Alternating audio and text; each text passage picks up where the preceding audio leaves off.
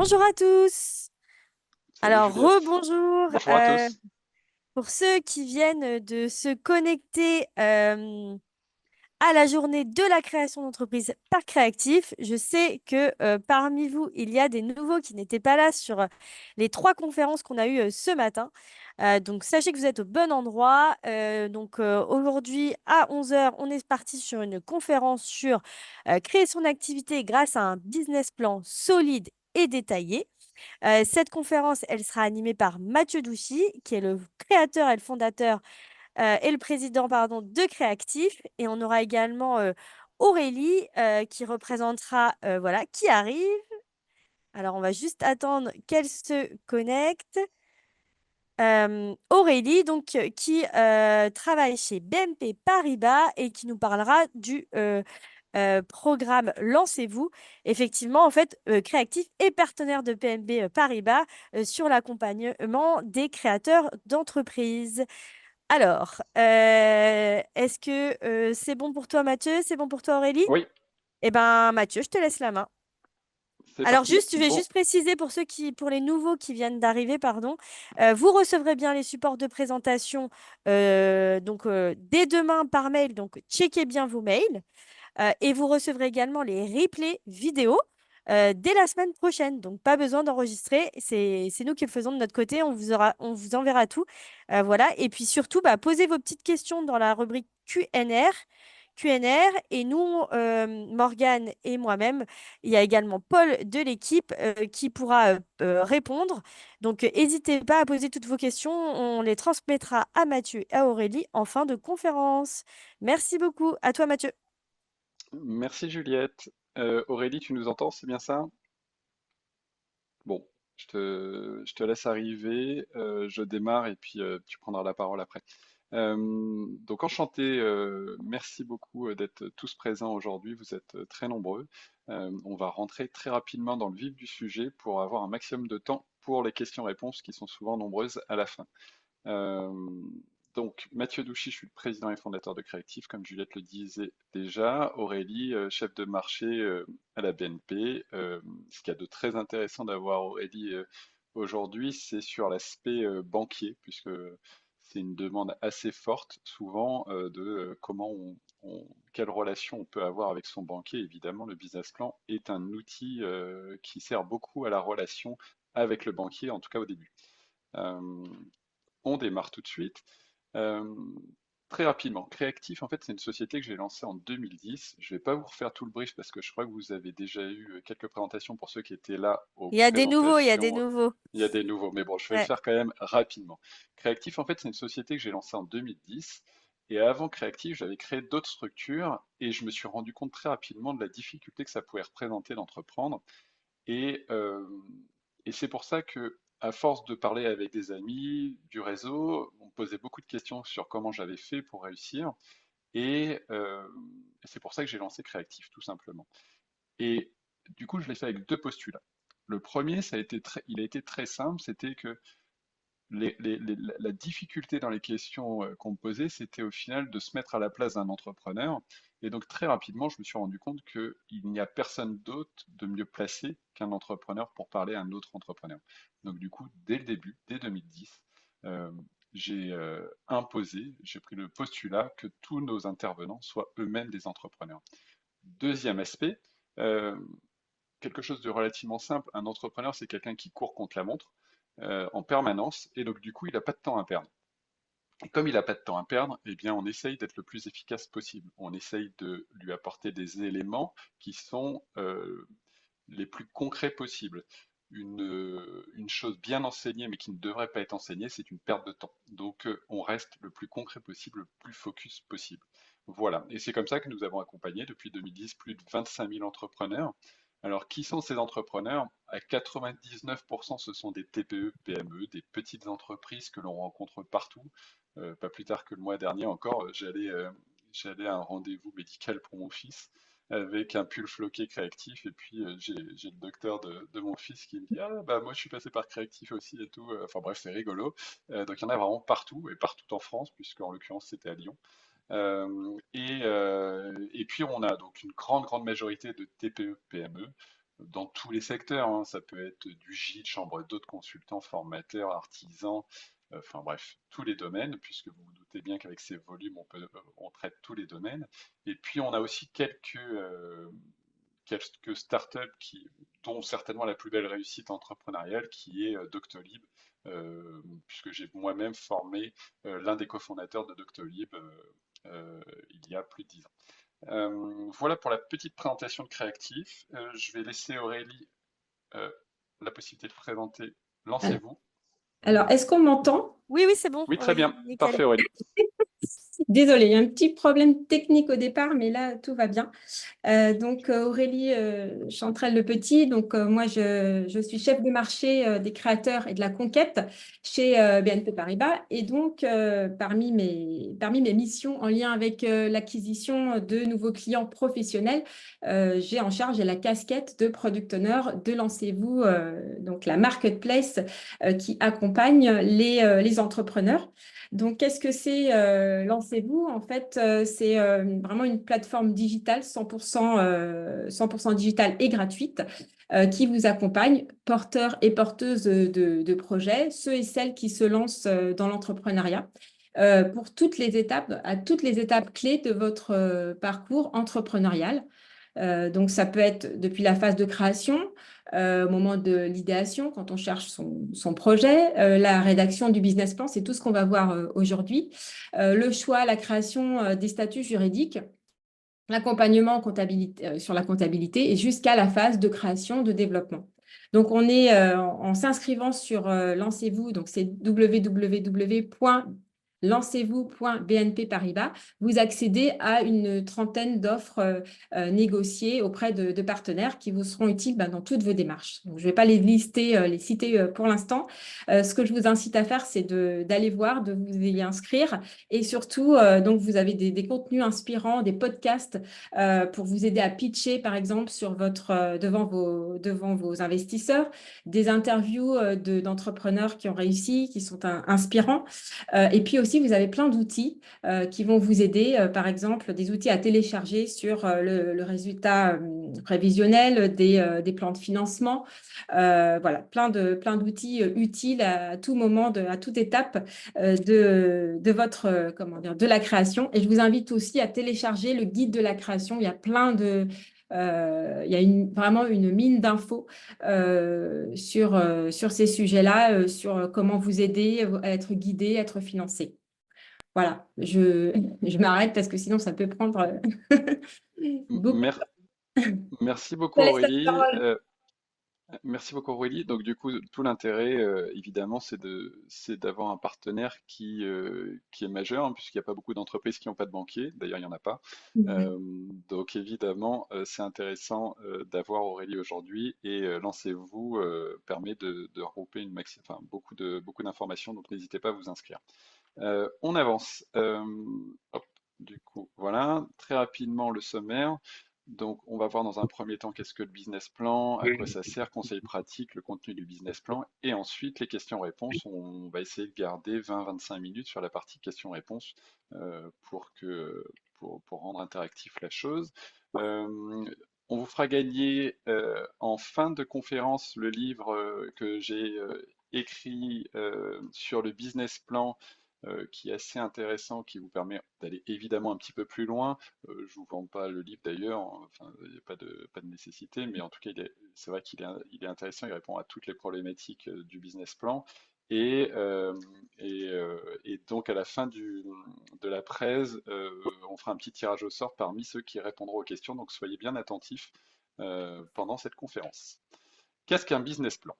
Alors, on y vient, il y a deux aspects. Très souvent, il y a une première erreur qui est faite sur le business plan, c'est que l'on pense que ça se résume uniquement à la partie chiffrée, euh, c'est-à-dire le prévisionnel financier. Ça, c'est une erreur fondamentale puisque ça n'est qu'une partie du business plan, la partie chiffrée, mais il y a également toute une partie rédactionnelle qui est certainement la partie la plus intéressante puisque c'est celle qui est basée sur des recherches, sur des études, etc., etc. Et donc, du coup, c'est une partie extrêmement importante que l'on ne peut pas négliger. Alors, vous voyez là sur la presse, on vous dit entre 20 et 50 pages pour un business plan. Pourquoi pas? Pourquoi pas? Pourquoi pas? Après, moi, je vais être très honnête avec vous. Je pense que un business plan de 5 pages, très bien fait, sur mesure, c'est mieux qu'un business plan de 50 pages copier-coller avec beaucoup de chat GPT. Voilà. Alors après un 5 pages, à mon avis, ça va être très compliqué d'avoir la partie rédactionnelle et la partie financière dedans.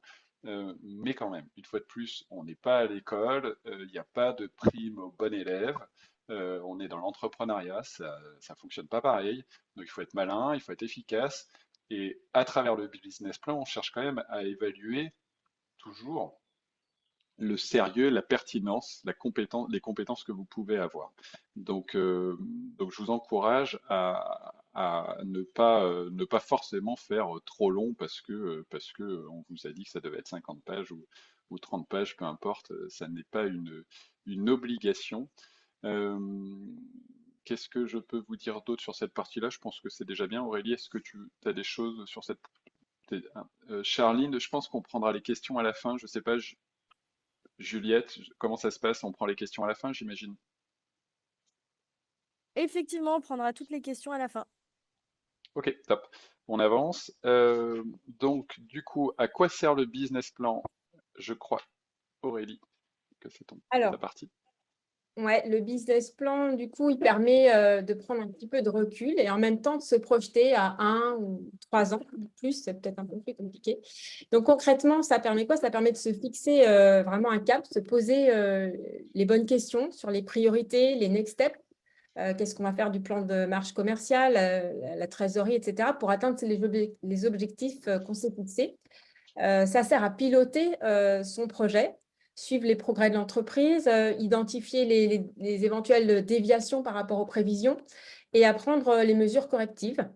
Donc, le business plan, c'est aussi, il doit vraiment dégager un sentiment de maîtrise. Il faut démontrer qu'on a une bonne connaissance du marché, de la cible de clients, de leurs usages, de la concurrence, etc. Donc, le but de ce document, il est vraiment de rassurer et de générer de la confiance.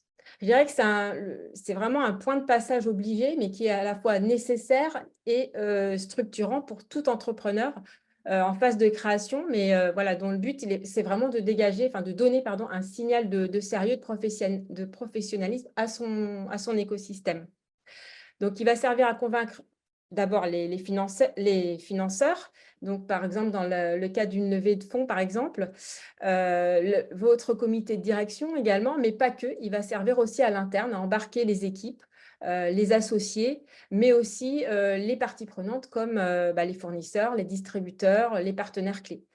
Mais je dirais, pour finir sur cette partie-là, et je redonne la main ensuite pour la suite, je dirais que c'est aussi, d'abord, il sert à quoi? Il sert à nous-mêmes, il sert à soi, entrepreneur, surtout quand on est un entrepreneur indépendant.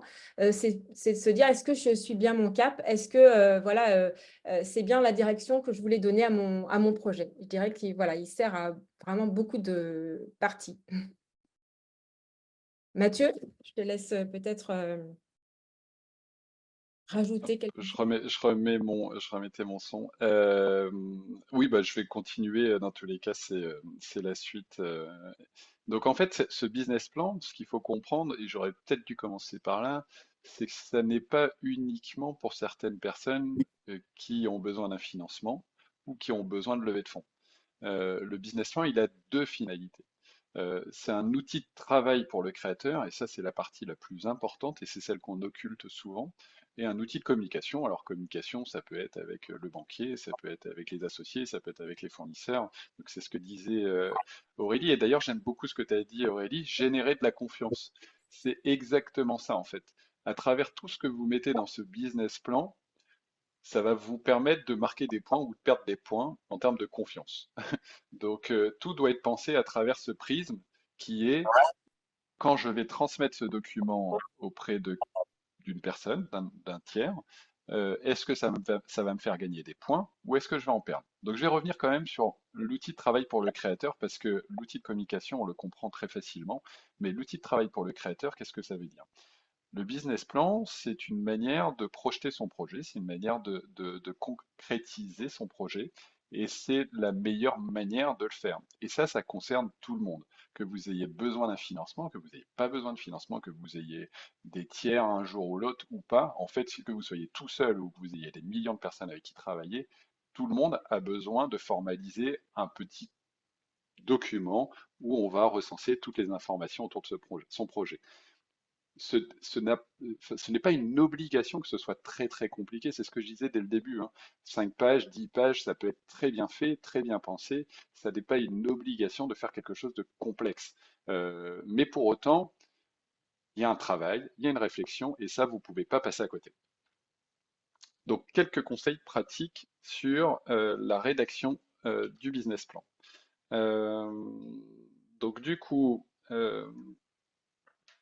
il y a enfin, on vous propose 8 conseils pour rédiger au mieux votre business plan, être clair, précis, concis. Bon, ça paraît, ça coule de source. N'en mettez pas trop. C'est vrai que j'en ai déjà parlé en intro, mais avec ChatGPT, on a tendance, ou avec même des copier-coller, on a tendance à faire des choses très longues, alors qu'en fait, des choses très courtes, ça suffit, hein. Il n'y a pas forcément besoin d'en rajouter trop.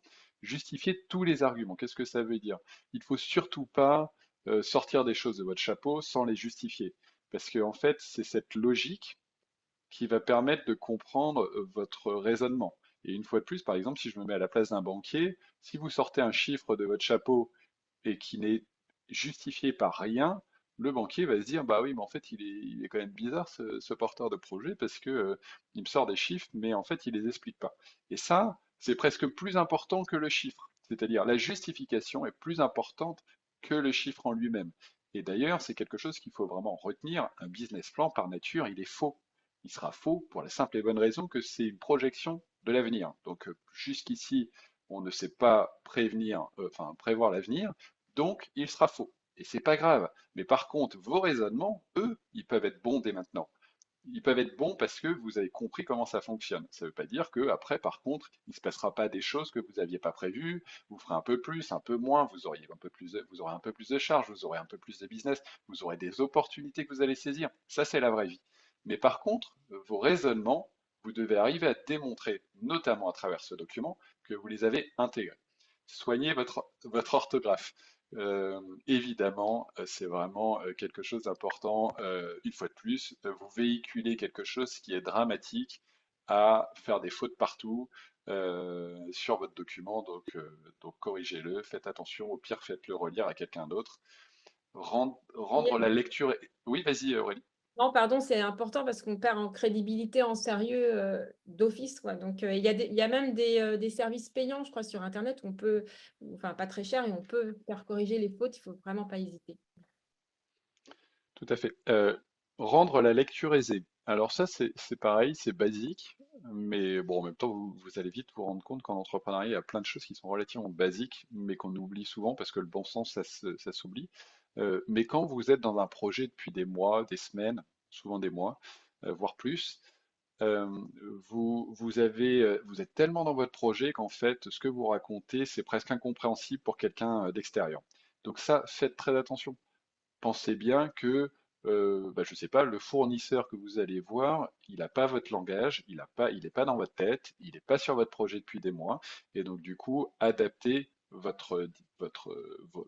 termes à votre public. Expliquer les termes techniques, ça en fait partie un petit peu, vous pouvez tout à fait le faire, mais j'ai presque envie de dire le mieux, c'est d'utiliser le moins de termes techniques possible. Comme ça, du coup, ça permet de ne pas avoir à les expliquer. Être convaincant. Sur le deuxième volet, donc on parlait de la première partie juste avant, qui était de structurer son projet. La deuxième partie qui était de communiquer. Évidemment, quand on communique, l'objectif c'est de convaincre. De convaincre qui? Bah, par exemple, si le business plan il est pour le banquier, évidemment c'est le banquier qu'on va essayer de convaincre pour ouvrir son compte, parce que déjà même pour ouvrir un compte, un banquier va pas forcément accepter.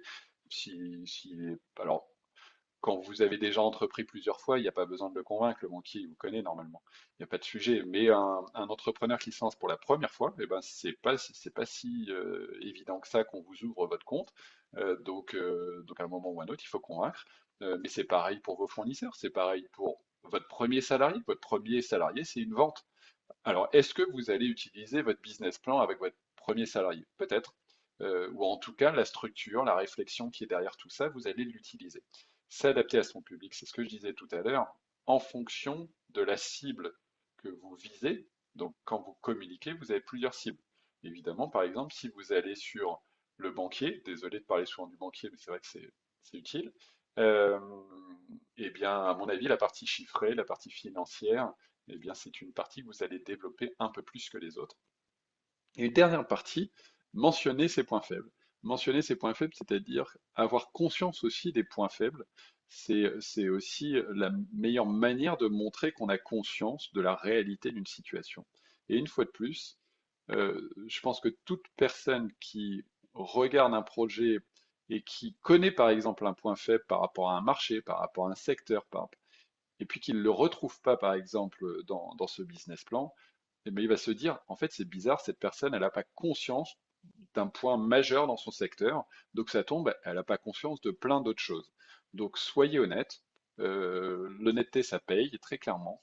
Donc mentionnez vos points faibles de profil, points faibles de... Alors évidemment, vous tirez pas une balle dans le pied hein, non plus, mais par contre, il faut pas chercher à cacher les choses, ça ne fonctionne pas forcément. Est-ce que tu voulais rajouter quelque chose? C'est bon, Aurélie? Bah oui, je vais vraiment dans ton sens par rapport au dernier point, par exemple, pour dire, effectivement, si par exemple, vous êtes en train de créer une nouvelle app et que dans votre équipe, il n'y a aucun développeur, ben, ça peut interroger, ça peut même voire inquiéter le lecteur ou votre banquier. Donc, effectivement, il faut expliquer, il faut donner, enfin, voilà, donner du sens euh, et même voilà, parler de ces points faibles. Ouais. Et puis en plus, comme ça, vous pouvez aussi apporter la solution. Nous n'avons pas de développeurs, mais Mais nous avons voilà, une agence avec qui on- nous savons travailler depuis longtemps. Voilà, enfin bref, point barre, problème résolu. et apporter les solutions plutôt que cacher, entre guillemets. Tout à fait. On avance. Le contenu du business plan, on va rentrer un petit peu plus dans les détails. Je crois que c'était ta slide, Aurélie, ou c'était moi, non, je sais plus. Non, c'était moi, pardon, excuse-moi.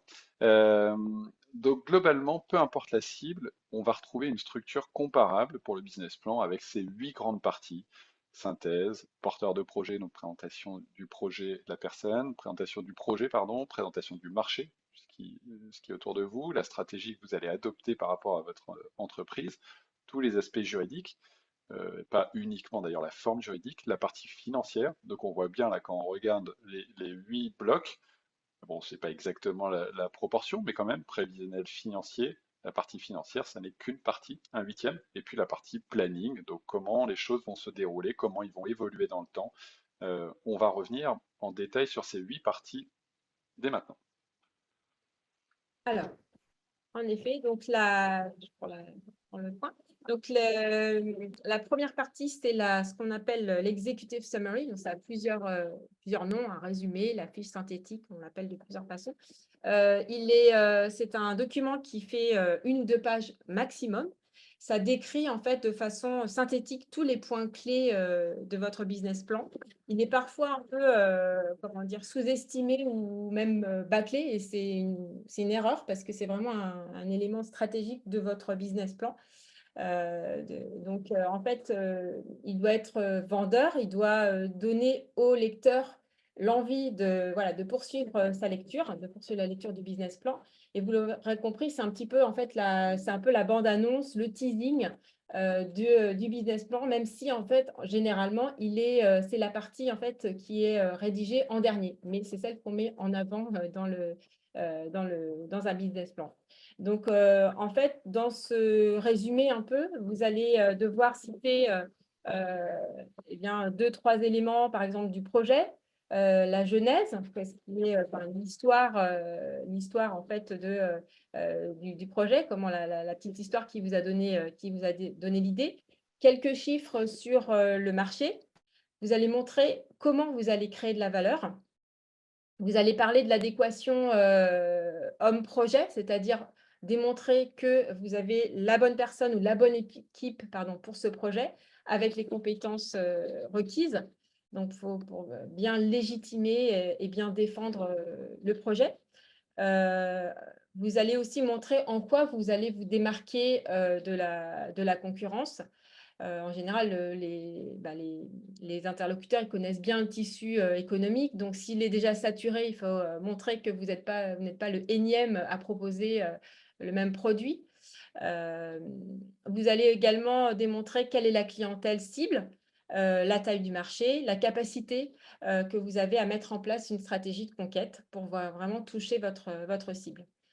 Vous allez également montrer que le projet sera rentable en fait à moyen ou long terme, qui va pouvoir dégager du cash, hein, parce que, utilisons les mots, voilà. Et puis comment vous allez également financer le projet. Donc ça, c'est vraiment l'objectif. Hein. C'est l'objectif de l'executive summary, c'est à la fin, voilà, je vous sollicite, mon banquier, mon investisseur, parce que j'ai besoin de temps pour financer mon projet pour la suite. Et puis il faut vraiment pas passer à côté de l'exécutif, enfin de la synthèse de début, parce qu'en fait, il faut avoir conscience aussi et se mettre à la place des gens qui lisent parfois les business plans. Ils n'ont pas forcément beaucoup de temps. Et très clairement, sur la base de ces 2 pages, t'allais y venir peut-être. Eh bien, il faut déjà conclure entre guillemets. Donc, il faut pas se rater sur cette partie-là. Bah, je te laisse continuer, Aurélie, désolé. Faire, la première bonne impression, comme on dit. Hmm. Et donc, non, je l'avais dit au début, effectivement, mais tu fais bien de le rajouter, c'est une partie essentielle et c'est ce qui donne envie d'aller plus loin, c'est vraiment le teasing, donc il ne faut pas se louper, entre guillemets, sur cette première 2 pages, les premières 2 pages. Et puis, à la fin, oui, juste pour dire qu'il faut, c'est bien aussi de parler de tout son projet et d'essayer de donner un peu l'envie en disant, voilà, quelles sont mes projections chiffrées à 3 ans et de parler ensuite, voilà, enfin, lancer quelques petits chiffres sur la partie chiffrée qu'on va développer par la suite. Voilà pour la synthèse de mon côté. Du coup, sur le porteur de projet, Alors, sur le oui, je continue, pardon. Donc, sur le porteur de projet, donc ça, c'est également un des éléments hyper important aussi de mettre en avant sur le business plan et de bien rédiger. C'est une partie qui ressemble un peu à la rédaction d'un CV d'embauche, hein, en fait. Elle va être dynamique, elle va reprendre en fait votre expérience passée, tout ce qui peut valoriser le projet. Donc, si vous êtes, par exemple, vous pouvez être en reconversion, eh bien, par exemple, vous êtes fleuriste, c'est votre métier passion, et avant, vous faisiez de la comptabilité. Voilà, eh bien, il va falloir expliquer pourquoi, quels sont vos atouts aujourd'hui, bien argumenter le choix de votre reconversion et en quoi ça va apporter beaucoup de choses à votre projet. Il faut bien expliquer le lien que vous avez fait, le lien de ce que vous avez fait avant, la formation initiale, par exemple, de comptable, dans votre premier métier, les compétences que vous avez su développer et voir comment elles vont servir vos nouvelles ambitions. Si vous êtes plusieurs, parce que là, on est parti du cas en reconversion, par exemple, la personne est toute seule, mais si vous êtes plusieurs, il faut bien présenter bien sûr, tous les talents et bien mettre l'accent sur la complémentarité de l'équipe. Montrer comment les rôles ont été distribués, que chacun a bien sa place, que personne ne se marche entre guillemets sur les pieds. Donc, on a bien, voilà, chacun toutes les compétences requises.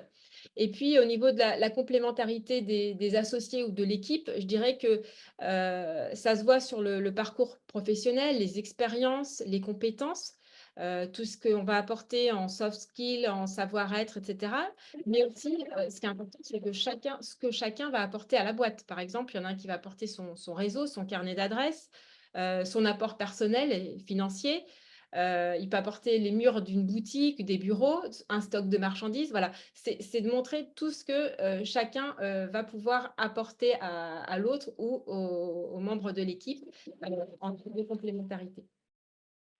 En fait, il y a 2 choses. Je rajoute un tout petit truc, Aurélie. Il y a ce que vous dites et ce que vous êtes. Euh, le business plan, c'est ce que vous racontez, donc c'est la belle histoire. Mais il y a ce que vous êtes. Très clairement, Ce que vous dites, c'est pas si simple que ça d'évaluer la pertinence de votre projet, même à 100% près, hein, de chiffre d'affaires ou des choses comme ça, c'est très compliqué. Par contre, ce que vous êtes, euh, surtout si c'est vrai, évidemment, et ben ça, vous pouvez pas le déformer. Et ce que vous avez fait avant, je sais pas, par exemple, la durée de vos expériences professionnelles, les petits succès que vous avez pu avoir dans vos expériences précédentes, d'ailleurs professionnelles, non professionnelles, peu importe, eh bien ça, ce sont des indicateurs ultra intéressants pour quelqu'un qui va lire votre projet. Parce que vous pouvez me vendre tout ce que vous voulez, me raconter une belle histoire comme vous voulez. Si à un moment ou à un autre, vous avez jamais rien fait, je vais pas l'appréhender de la même manière. D'ailleurs, regardez, hein, alors c'est pas la typologie, et on n'est pas en train de parler de ça aujourd'hui, mais les entrepreneurs qui ont eu du succès, ils ont même pas ils présentent presque rien pour aller lever des centaines enfin beaucoup d'argent. Ça n'est pas parce que c'est pas sur le projet, mais sur la personne que l'on mise. Parce qu'en fait, on sait très bien ce qu'une personne est capable de faire. On sait que la personne, elle est sérieuse, qu'elle a déjà mené à bien des projets. Une fois de plus, hein, ça peut être tout simplement, j'en sais rien, quand j'avais 20 ans, j'ai organisé un week-end pour tous mes amis. Ah bon, ça dépend de votre expérience, etc., etc. Mais tout ce qui va pouvoir venir vous crédibiliser euh, va être très très intéressant parce que ça, c'est ce que vous êtes. Et après, il y a la belle histoire, il y a le business plan, il y a tout ce que vous voulez faire, mais ça, c'est un autre sujet. Donc vraiment, il faut passer du temps sur cette partie-là. Ça ne doit pas être très long, mais je pense que c'est vraiment important. Aurélie, est-ce que ça te convient? Oui, oui, complètement, je partage complètement. Ok, Non, j'ai top. rien spécialement à rajouter sur cette partie-là. Merci. Le projet, bon, le projet assez classique au final, qui va regrouper tous les éléments du projet, donc l'offre, les partenaires, les recrutements, les investissements, les locaux.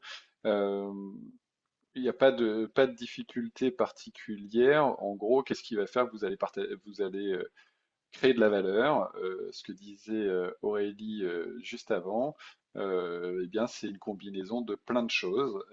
Et donc ça, il va falloir l'arbitrer et, euh, et le mettre bah, du coup dans cette partie-là. Il n'y a pas besoin de, je pense, détailler énormément cette partie-là.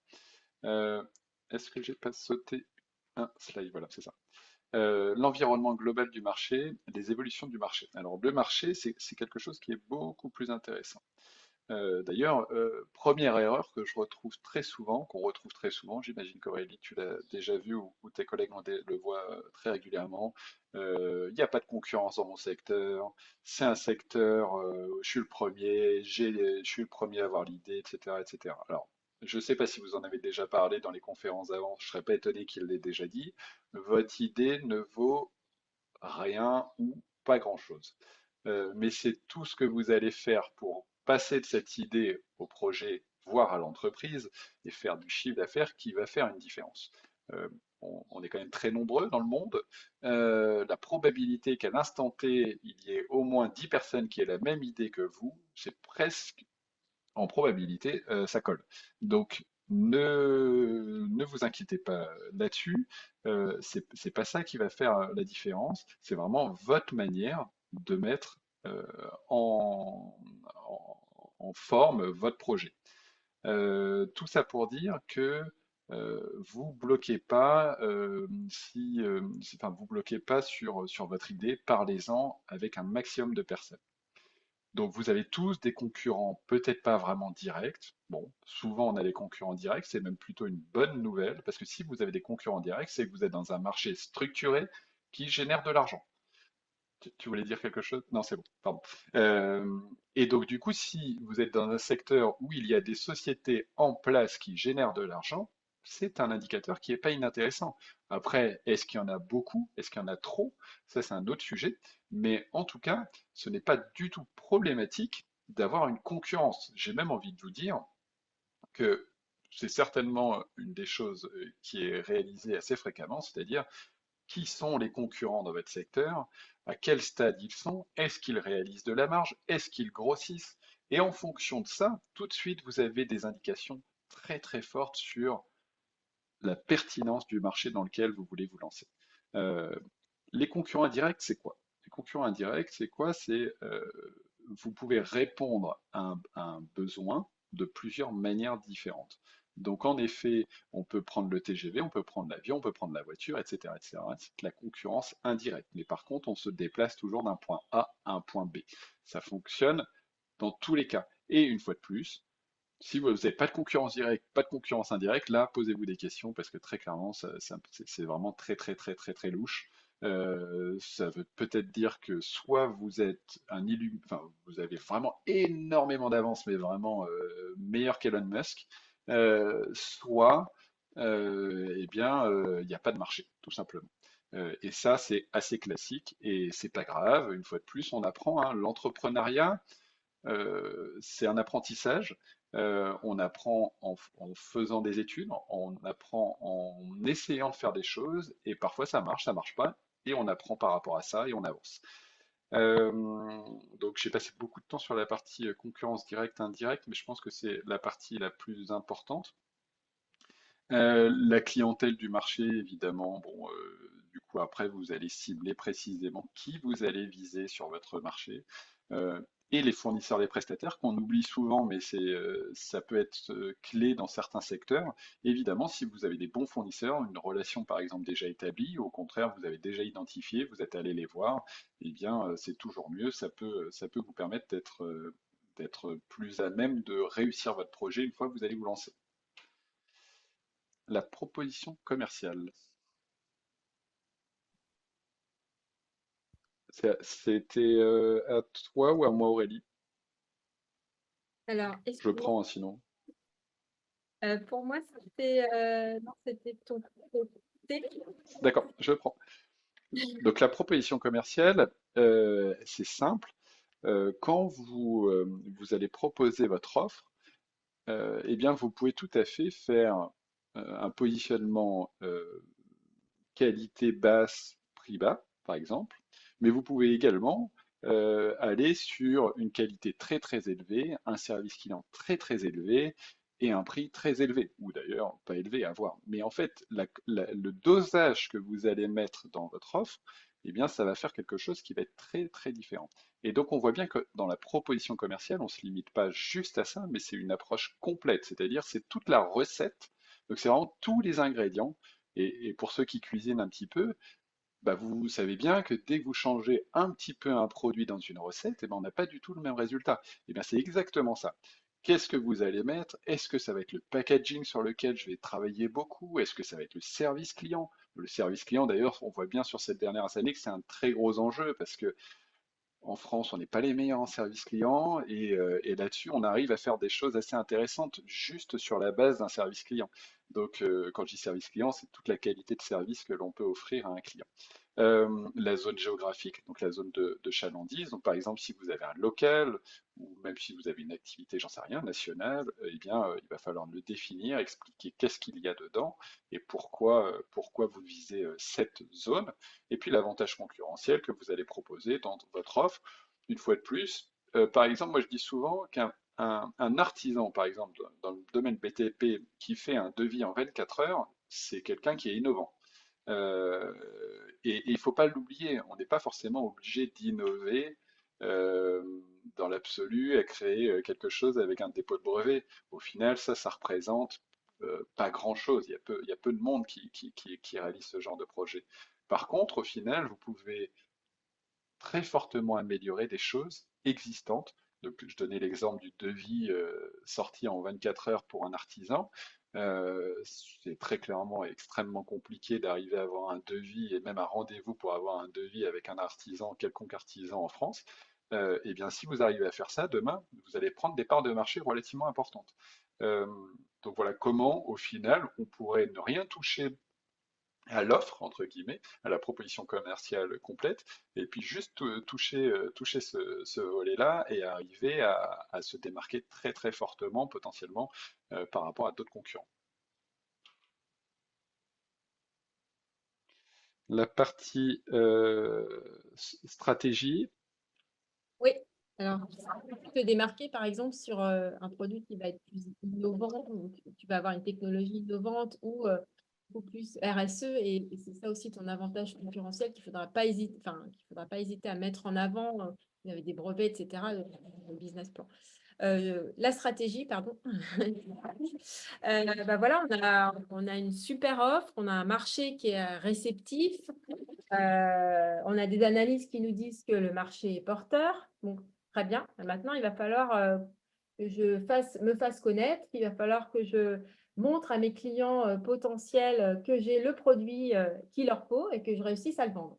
Donc là, c'est là vraiment la stratégie commerciale, la stratégie de vente, la stratégie de communication, comment je vais me faire connaître.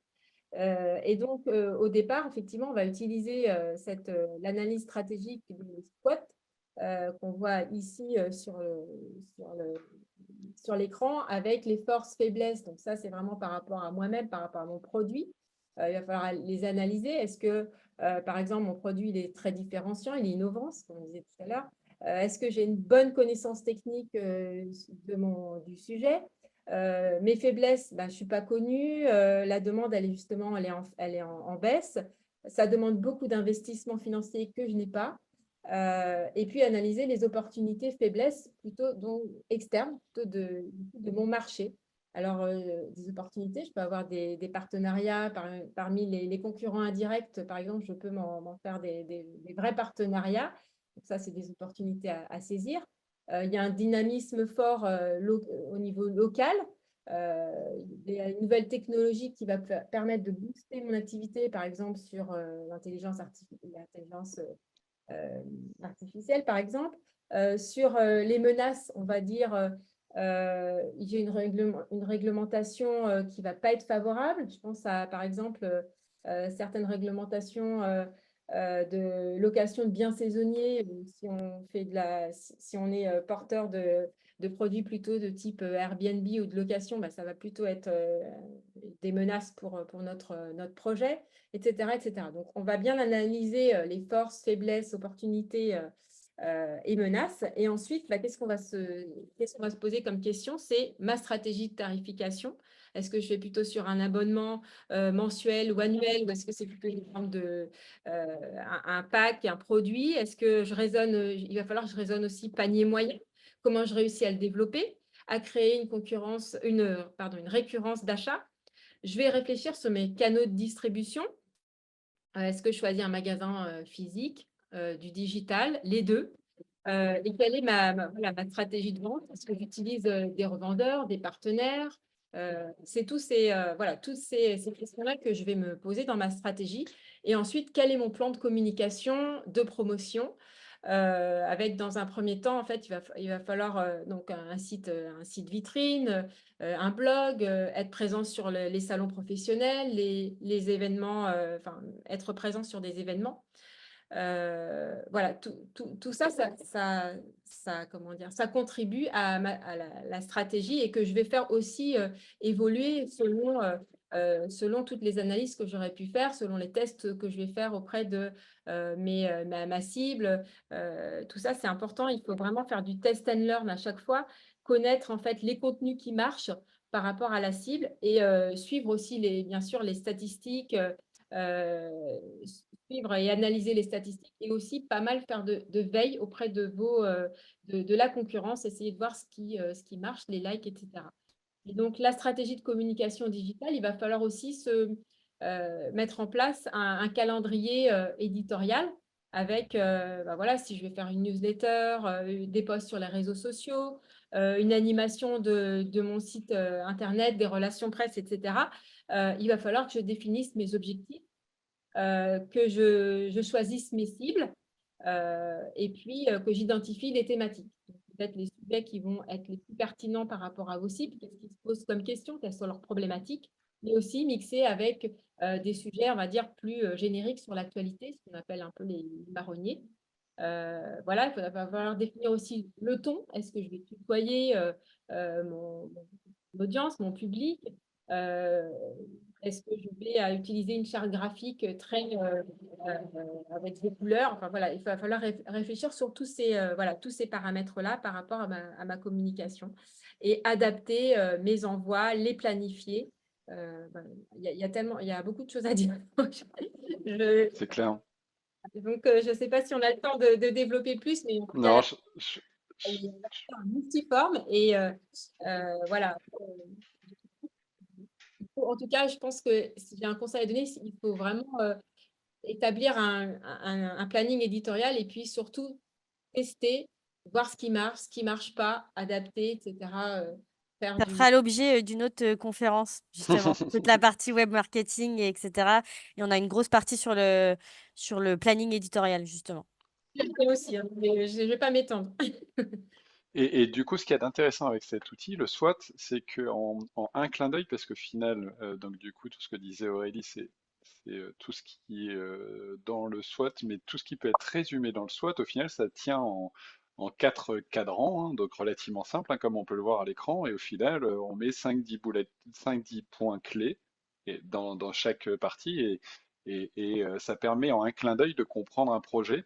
Moi, très clairement, quand je regarde un business plan, je vais regarder la synthèse, donc ce qu'Aurélie expliqué tout à l'heure, et puis le SWOT. Et déjà avec ces deux éléments, très clairement, je comprends très très vite s'il y a un projet intéressant ou pas. Voilà.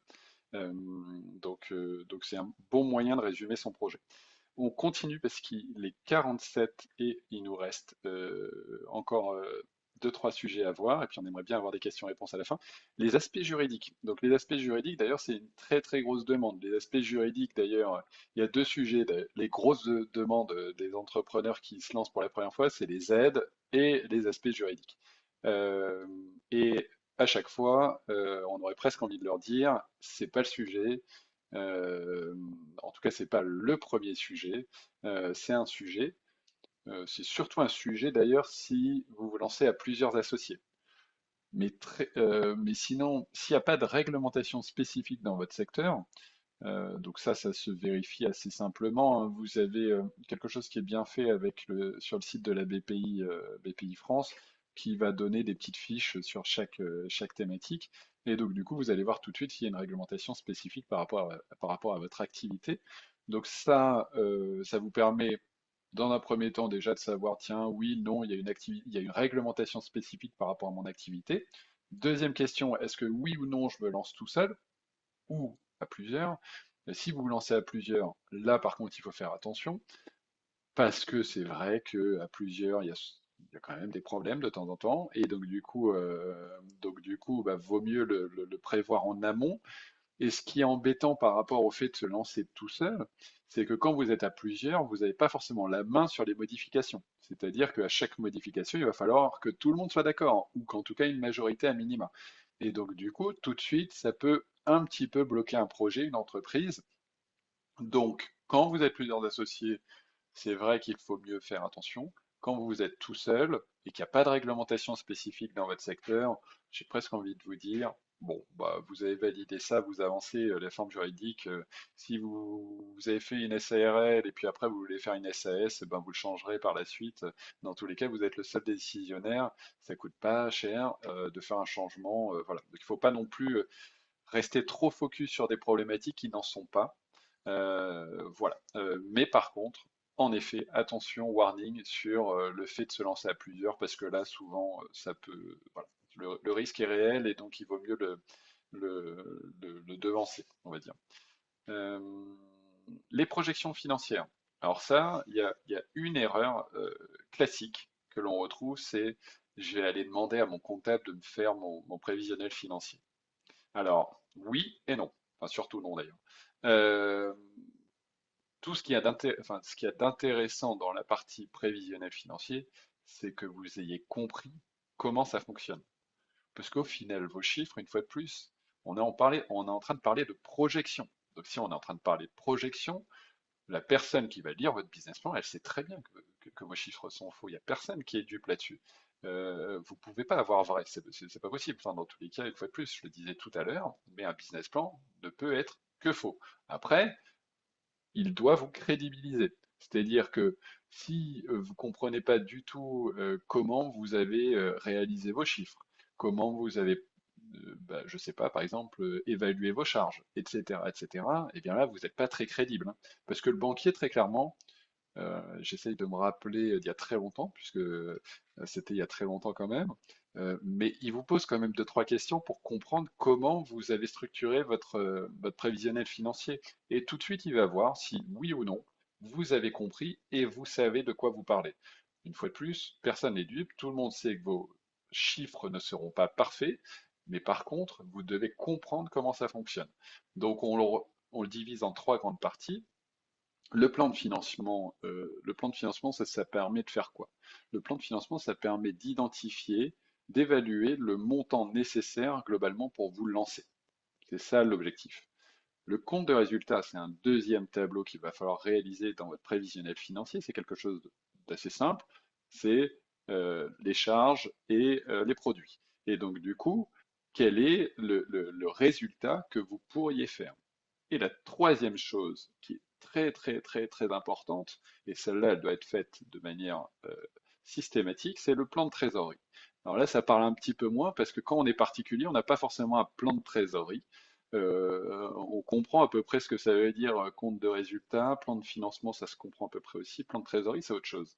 C'est-à-dire que vous pourriez tout à fait être rentable sur une année, mais vous vous retrouvez par exemple à moins 100 000 euros à un moment dans l'année. Ben ça, le problème, c'est que ça n'est pas possible. En fait, soit vous avez négocié un accord avec votre banque, ce qui est possible, hein, un crédit, une autorisation de découvert, etc., etc., ce qui n'est pas toujours simple au tout début. Mais ça n'est pas possible de passer en négatif et pas possible de passer en négatif de manière très importante. Donc votre plan de trésorerie, son objectif, c'est quoi? C'est d'identifier, enfin de vérifier que vous n'allez pas passer en négatif, ou en tout cas si vous passez en négatif, d'avoir trouvé des solutions pour ne pas passer en négatif. Et une fois de plus, c'est presque plus important d'identifier ce creux à un moment dans l'activité, qui, pour beaucoup d'activités, c'est classique hein, d'avoir un moment de creux dans son activité.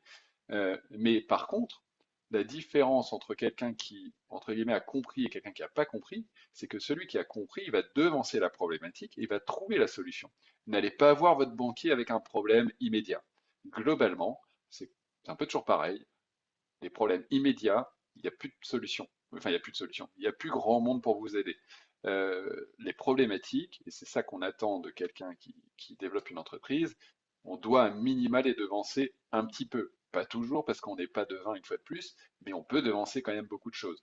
On peut évaluer, bah tiens, combien je vais rentrer, combien je vais sortir, et s'il y a un décalage trop important à un moment, ah tiens, bah là je vais avoir un creux, il faut que je trouve une solution.